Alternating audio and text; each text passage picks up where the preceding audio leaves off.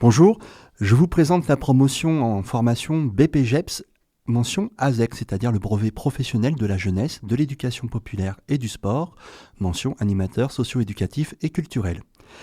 Ils suivent cette formation avec le Greta CFA Aquitaine, en Dordogne, au lycée G de Beaufort à Périgueux, afin de devenir de futurs professionnels qui seront capables d'accompagner différents publics et de mettre en place des projets éducatifs, sociaux et culturels. La formation a débuté le 3 novembre 2025, elle se terminera le 26 juin 2026. Durant ces mois, ils alternent entre cours théoriques, mise en situation pratique et période de stage, ce qui leur permet d'acquérir des compétences concrètes directement sur le terrain. La promotion est composée de 8 apprenants adultes, âgés de 18 à 58 ans, ce qui crée une réelle richesse au sein du groupe. Cette diversité d'âge, d'expérience et de parcours permet des échanges enrichissants et un apprentissage mutuel très bénéfique. C'est un groupe soudé, motivé, bienveillant, bien que parfois polisson, mais enfin on s'en accommode, où chacun apporte sa singularité. Les étudiants montrent beaucoup d'engagement et d'implication. Tiens donc, ce sont d'ailleurs ces étudiants qui ont écrit cette page-là. Mais moi je préciserai que ce ne sont pas des étudiants, mais bien des apprenants. On est bien face à des adultes qui sont responsables de leur parcours de formation, bien entendu, et qui eux-mêmes vont co-construire leur savoir. Nous ne sommes plus dans une dimension descendante, mais bien une dimension de partage. Je reprends donc. Les apprenants montrent beaucoup d'engagement et d'implication, ce qui facilite le travail pédagogique et le développement de leurs compétences professionnelles et personnelles. Je laisse maintenant la parole à ces apprenants qui pourront vous partager leurs ressentis et leur expérience au sein de la formation. Bonjour Michel, comment vas-tu ? Comment te sens-tu au sein de cette formation ?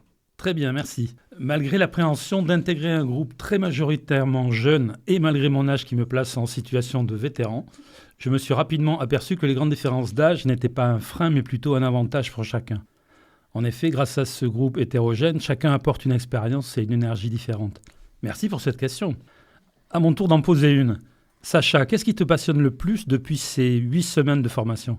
Merci Michel. Ce qui me motive depuis ces 8 semaines de formation, c'est la richesse et la diversité des expériences proposées, alternant périodes de cours et stages, très instructifs, accompagnés d'activités animées.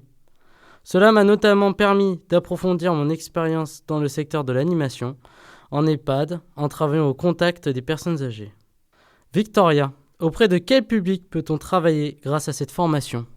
Merci Sacha. Nous pouvons, grâce à cette formation, évoluer au contact de tout type de public, qu'ils soient empêchés, âgés et ou dépendants, adolescents ou enfants. Je peux vous partager mon expérience de stage à la ferme du Parcours, où je mets en place des animations tout public, qu'ils soient scolaires ou naturalistes. Cela me donne une liberté de proposer des activités adaptées au public. Corentin, quel moment de ta vie a fait que tu souhaites devenir animateur socio-culturel ? Merci Victoria. Bien, depuis un certain temps, je savais que je souhaitais travailler au contact des personnes. Les conseils d'anciens employeurs m'ont orienté vers le secteur social et après plusieurs stages de découverte, j'ai compris que l'animation socio-culturelle était le domaine dans lequel je m'épanouis pleinement. Mais dis-moi Aurélie, les cours dans la formation, sont-ils difficiles pour toi ? Merci Corentin. Pour moi, non, les cours ne sont pas difficiles, mais reprendre les études 20 ans après mon BEP Vente n'est pas évident. Je dois jongler entre ma vie professionnelle et ma vie de famille, ce qui peut être contraignant.